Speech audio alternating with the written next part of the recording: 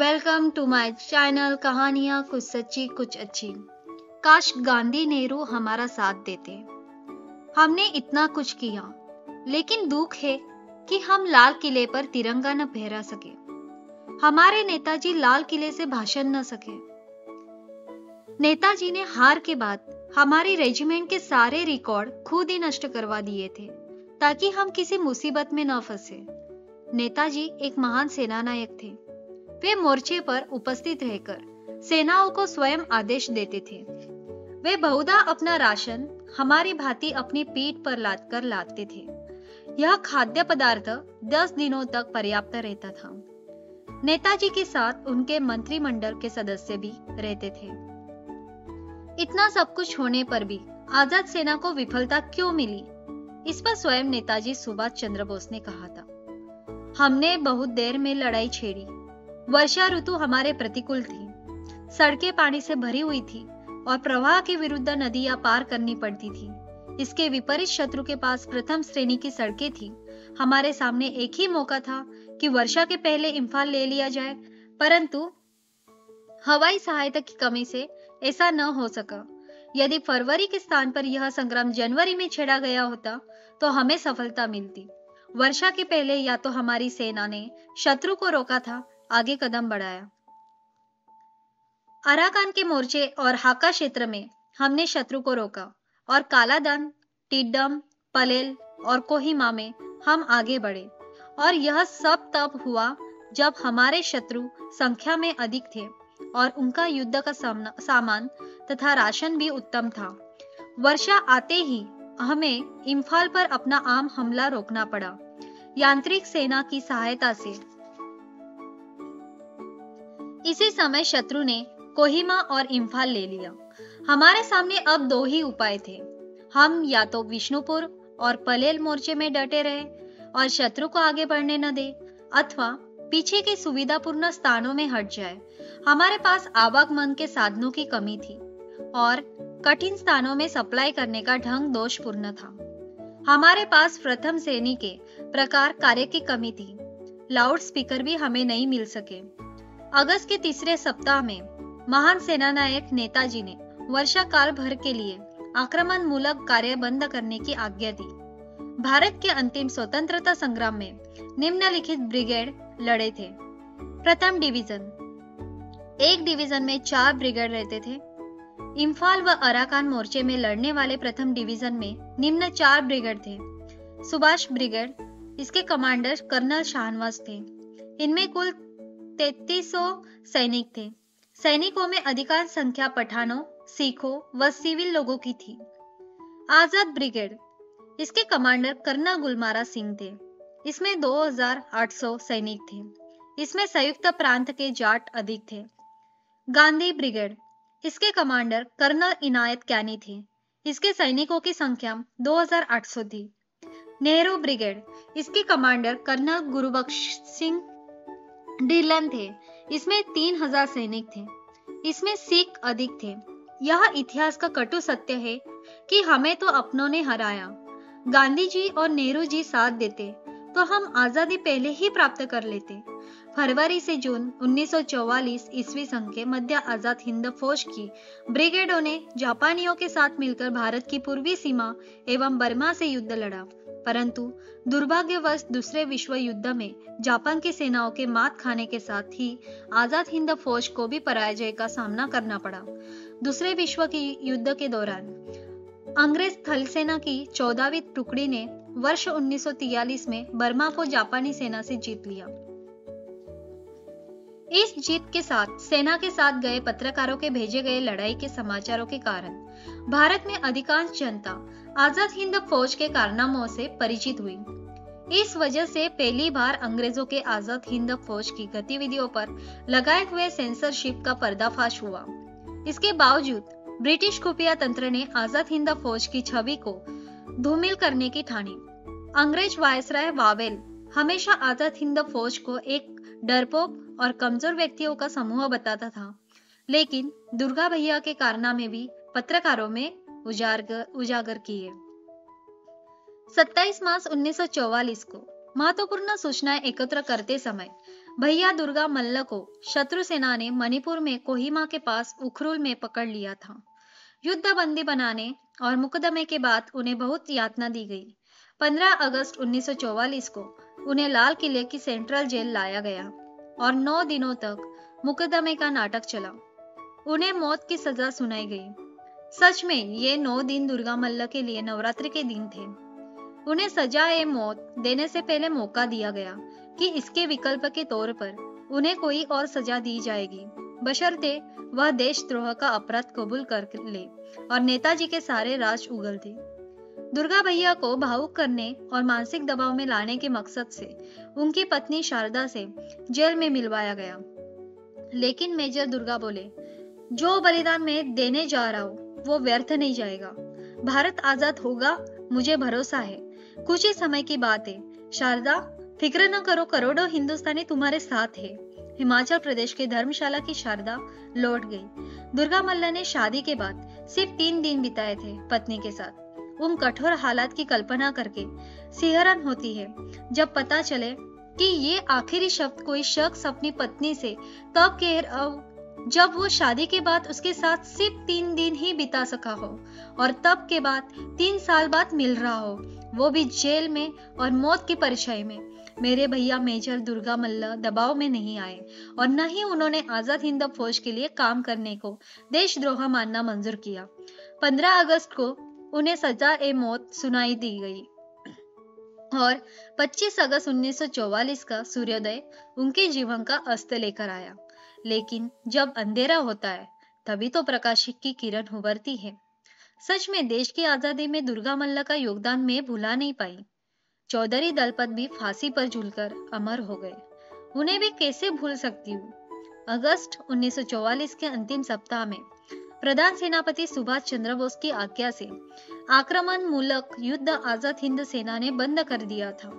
नेताजी ने उसी समय यह घोषित किया था कि पुनः आक्रमण की तैयारी की जाएगी। सितंबर के प्रथम सप्ताह में स्वाधीनता संघ का सम्मेलन रंगून में प्रारंभ हुआ।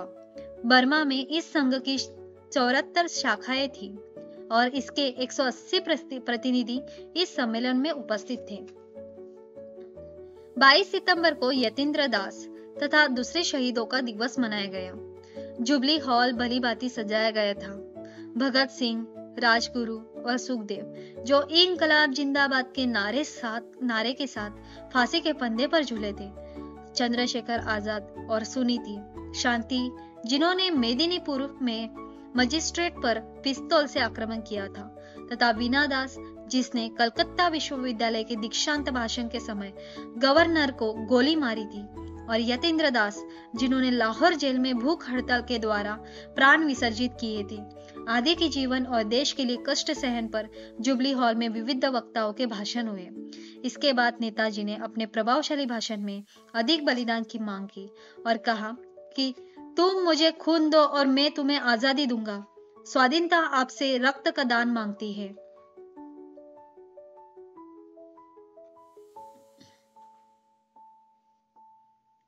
जनता ने एक स्वर से कहा, हम तैयार हैं, हम खून देंगे और अभी ले लीजिए।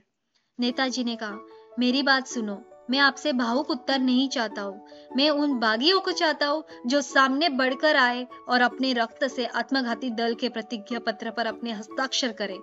जनता ने उत्तर दिया, हम तैयार हैं। नेताजी ने कहा, किंतु मौत के साथ होने वाले सौदे पर साधारण स्याही से हस्ताक्षर नहीं हो सकते। मैं यहाँ मातृभूमि की स्वाधीनता के लिए आपकी रक्त मुद्रा के साक्षी रूप में खड़ा हुआ हूँ। हाल में हलचल मच गई। हर आदमी आगे बढ़कर अपने रक्त से नेताजी के सामने हस्ताक्षर करना चाहता था। छुरियों और दूसरे अस्त्रों से लोगों ने अपना अपना रक्त निकाला और नेताजी के समक्ष अपने अपने हस्ताक्षर किए। इनमें मेरे संग 17 महिलाएं थी जिन्होंने सबसे पहले अपने रक्त से हस्ताक्षर किए थे। इसके बाद 2 अक्टूबर को गांधी जयंती और 17 नवंबर को पंजाब केसरी लाला लाजपत राय की पुण्यतिथि बड़े उत्साह से मनाई गई। बड़ी हलचल रही।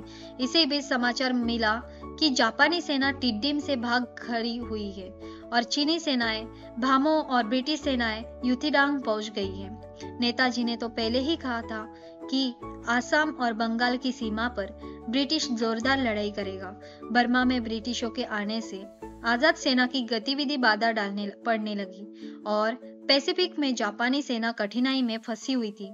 इसलिए उधर से भी आजाद सेना को कोई सहायता नहीं मिल सकती थी। फिर भी नेताजी आजाद सेना के पुनः संगठन में उत्साह के साथ लगे हुए थे। कई डिवीजनों के नाम बदले गए। 5वीं छापापर सेना का नाम बदलकर दूसरी तोपखाना सेना किया गया। इसी प्रकार और भी कितने ही महत्वपूर्ण परिवर्तन किए गए। जनवरी के प्रथम सप्ताह में नेताजी ने इसका निरीक्षण किया और भाषण देते हुए कहा, गत वर्ष आजाद सेना पहल लड़ाई के मैदान में उतरी थी। हमारी सेना का काम इतना गौरवमय रहा है कि जिसे मैं आशातीत मानता हूँ। हमारे मित्रों और शत्रुओं दोनों ने ही इसकी बड़ी प्रशंसा की है। शत्रु सेना से जहां कहीं हमारी मुठभेड़ हुई है, वही हमने उस पर गहरी चोट की है। इम्फाल के मैदान से हम अपनी सेना को मौसम की खराबी और दूसरी असुविधाओं के कारण बिना पराजित हुए चतुराई के साथ पीछे हटा लाए हैं। अब हमने इन सब असुविधाओं पर विजय प्राप्त कर ली है। परंतु आप में से प्रत्येक की याद रखना चाहिए कि हमारी सेना क्रांतिकारियों की सेना है। हमारे सिपाही उस प्रकार सुसज्जित नहीं है जिस प्रकार हमारे शत्रु सिपाही सुसज्जित है। उनके अस्त्र शस्त्र और राशन हमारे अस्त्रों और राशन से उत्तम है, क्योंकि वे हमारे साथ युद्ध करने के विचार से भारतवर्ष को लूट रहे हैं। हमारे शत्रुओं ने निश्चय किया है कि भारत की ब्रिटिश साम्राज्य में बनाए रखने के लिए वे आसाम में पहला मोर्चा लेंगे। भारत के इस हिस्से को उन्होंने स्टालिनग्राड बना रखा है। यह वर्ष युद्ध का निर्णयात्मक वर्ष होगा। इम्फाल की पहाड़ियों के समीप और चटगांव के मैदानों में भारतीय स्वतंत्रता के भाग्य का निपटारा होगा। गत वर्ष हमारे कुछ सिपाही शत्रुओं से जाकर मिल गए थे। मैं नहीं चाहता कि वैसे ही घटना पुनः दोहराई जाए। यदि कोई भाई अपनी कमजोरी और बुजदिली से समर क्षेत्र में न जाना चाहता हो, तो मैं उसे पीछे लौटा दूंगा। मैं आपके सामने मोर्चे का कोई मनमोहक चित्र नहीं खींचना चाहता। वहां तो आपको भूख, प्यास और दूसरी कठिनाइयों, यहाँ तक कि मृत्यु तक का सामना करना पड़ सकता है। हमारे शत्रुओं ने बड़ी भारी तैयारी की है, अतः हम लोगों को भी सब साधन जुटा लेने होंगे। दिल्ली चलो के नारे के साथ साथ अब हमने खून, खून और अधिक खून का नारा भी जोड़ लिया है। इसका अर्थ यह है कि 40 करोड़ भारतवासियों की स्वतंत्रता के लिए हम अपना रक्त बहा देंगे और इसी निमित्त शत्रु का भी खून बहाया जाएगा। नेताजी के दिल्ली चलो और खून, खून और अधिक खून के नारे का सब ओर से स्वागत किया गया। 24 अप्रैल 1945 को सुभाष बाबू रंगून से सिंगापुर चले गए। कर्नल लोकनाथन के मातहत 70,000 आजाद हिंद फौज के सैनिक रंगून की रक्षा के लिए छोड़ दिए गए। आजाद हिंद सरकार ने बैंकॉक जाने से पहले सभी देनदारों का एक एक पाई तक चुकता किया। यह थी हमारी नेताजी की ईमानदारी और कर्तव्य निष्ठा। 3 मई को 3 वर्ष 2 मास बाद रंगून पर पुनः अंग्रेजों का कब्जा हो गया। द्वितीय विश्व युद्ध में जापान की शिकस्त के बाद ब्रिटिश सेनाओं ने आजाद हिंद फौज के सैनिकों की भी धरपकड़ शुरू की। जयरंजन के बॉस एल्विन, ब्रिटिश जासूस मिकलिन, सीआईडी अधिकारी टाइलर और संयुक्त प्रांत के गवर्नर सर मॉरिस हैलेट ने धरपकड़ में अहम भूमिका निभाई। आजाद हिंद फौज के अधिकांश सैनिकों एवं अधिकारियों को अंग्रेजों ने 1945 ईस्वी सन में गिरफ्तार कर लिया। सिंगापुर में आजाद हिंद फौज के मेजर जनरल कैनी पकड़कर पर्ल हिल जेल में डाल दिए गए और 29,000 आजाद हिंद सैनिकों को यहाँ से हटाकर वीरादरी कैंप में रखा गया। आजाद हिंद सेना के आदि संस्थापक राघवन भी पेनांग में बंदी बना लिए गए। रंगून पतन के बाद रानी झांसी रेजिमेंट खत्म हो गई और 3 मई को मुझे भी गिरफ्तार किया गया था। मैं नेताजी के काफिले को छोड़ने वालों में थी, लेकिन पूरे रास्ते नहीं। कुछ क्षेत्र पार करवाकर मैं वापस आ गई थी, क्योंकि आगे की जिम्मेदारी अन्य सैनिकों को सौंपी गई थी। एक जज के समक्ष चंद मिनट उपस्थित किया गया। मेरे वकील के रूप में जे.एन. घोष नियुक्त किए गए, लेकिन उनका तो एक भी तर्क नहीं सुना गया। लगभग 200 सैनिकों को बिना मुकदमा चलाए विविध सजाएं दे दी गई और वे इंसिन जेल में भेज दिए गए। वहां बंदियों की भारी भीड़ होने के कारण बाद में मुझे कलकत्ता जेल भेज दिया गया। मेरी आजाद हिंद फौज की वर्दी उतरवा ली गई और अंग्रेजी सेना की फटी वर्दी मुझे पहनने को दी गई। हमारे कैप्टन लक्ष्मी को बर्मा के दक्षिणी शान स्टेट के अलावा में बर्मा सरकार की आज्ञा से बंदी बना लिया गया। कुछ कैदी नीलगंज कैंप जेल में भी भेजे गए। यहाँ तक जब जेलें आजाद हिंद फौज के बंदियों से पटी जाने लगी तो लखनऊ तक की जेलों में हमारे सैनिकों को लाकर नजरबंद किया गया। बर्मा के दूसरे स्थानों पर जो सेना लड़ रही थी वह भी धीरे धीरे अंग्रेजों के जाल में फंसती चली गई और हमारे सैनिक बंदी होते चले गए। बंगाल के जैसोर जिले के झिकरगाछा में आजाद हिंद सेना के सैकड़ों बंदियों को रखा गया। इनमें चंद्र प्रकाश जी थे।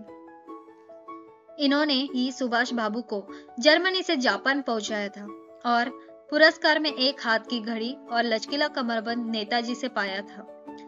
हमारी आजाद हिंद सेना ने 17 जबरदस्त लड़ाइयां लड़ी और छोटे मोटे संग्राम तो अनेक हुए और देशभक्तों के बढ़ाव के सामने शत्रुओं के पैर उखड़ते चले जा रहे थे। मणिपुर संग्राम में तो हमें जोरदार विजय मिली, लेकिन फिर भी हमें निराशा ही हाथ लगी क्योंकि हमारी ही सेना के एक विश्वासघाती ने विश्वासघात किया और हमारी योजना अंग्रेजों को जाकर बता दी। जापानी आत्मसमर्पण के बाद बैंकॉक से लगभग 2000 आजाद हिंद सैनिक अरेस्ट किए गए। इनमें उन दोनों डिवीजन के बीच बचे हुए सैनिक थे जो बर्मा और वहां से पीछे हटकर श्याम आए थे। आजाद हिंद फौज के chief of staff major general J.K. Bhosle भी यहाँ पकड़े गए। राजाराम शिंदे को उसके 7000 सैनिकों के साथ बंदी बना लिया गया और रंगून से कलकत्ता के समीप जिखरगाछा कैंप में नजरबंद कर दिया गया। आजाद हिंद फौज के बंदी सैनिकों को 4 श्रेणियों में बांटा गया: श्वेत, धूसर, कृष्ण, अतिकृष्ण। श्वेत इस श्रेणी में आजाद हिंद फौज के वे सैनिक रखे गए जिन्होंने अदालत को बताया कि वे परिस्थितियों से विवश होकर ही आजाद हिंद फौज में भर्ती हुए थे। धूसर इसमें आजाद हिंद फौज के वे सैनिक थे जिन्होंने स्वेच्छा से सेना में नाम लिखाया था। कृष्ण इस श्रेणी में वे सैनिक थे जिन्होंने स्वेच्छा से आजाद हिंद फौज में नाम लिखाया और ब्रिटिश सेना से युद्ध भी किया। कर्नल सहगल, कर्नल ढिल्लो एवं मेजर शाहनवाज खान इसी श्रेणी में थे। अतिकृष्ण इस श्रेणी में वे सैनिक रखे गए जिन्होंने स्वेच्छा से सेना में नाम लिखाया, अंग्रेजों से लड़े और फिर ब्रिटिश जज के सामने यह भी कहा कि उन्हें अवसर मिला तो वे फिर भी अंग्रेजों के खिलाफ हथियार उठाएंगे। मेरी श्रेणी भी यही थी। आजाद हिंद की जंग में लड़ने वाले वीर सैनिकों एवं अधिकारियों पर अंग्रेज सरकार ने दिल्ली के लाल किले में नवंबर 1945 ईस्वी सन को राजद्रोह का मुकदमा चलाया। इस मुकदमे के मुख्य अभियुक्त प्रसिद्ध गुरखा नायक राम सिंह, नेताजी के अंगरक्षक तुलबीर बहादुर, कर्नल सहगल, कर्नल ढिल्लो एवं मेजर शाहनवाज खान पर राजद्रोह का आरोप लगाया गया। इनके पक्ष में पहले कोई नहीं आया। नेहरू जी ने भी उन फौजियों से किनारा कर लिया, लेकिन जब जनता सड़क पर उतर आई तो तब सर तेज बहादुर सप्रू, जवाहरलाल नेहरू, भूलाबाई देसाई और K.N. काटजू ने अदालत में दलीलें दी, लेकिन फिर भी इन तीनों की फांसी की सजा सुनाई गई। इस निर्णय के खिलाफ पूरे देश में कड़ी प्रतिक्रिया हुई। नारे लगाए गए, लाल किले को तोड़ दो, आजाद हिंद फौज को छोड़ दो। विवश होकर तत्कालीन वायसराय लॉर्ड वेवेल ने अपने विशेषाधिकार का प्रयोग कर इनकी मृत्युदंड की सजा को माफ कर दिया। ये बातें मुझे आजादी मिलने पर पता चली थी। अपनी इस आत्मकथा में कई जगह मैंने राजा महेंद्र प्रताप का उल्लेख किया है। उन्हें जापान सरकार ने जनरल मैकार्थर के आदेश से बंदी बनाकर अमेरिका को सौंप दिया था और अमेरिका ने उन्हें ब्रिटेन को सौंप दिया और ब्रिटिश सरकार ने उन्हें भारत भेज दिया। उनकी संपत्ति आदि जब्त कर ली गई थी।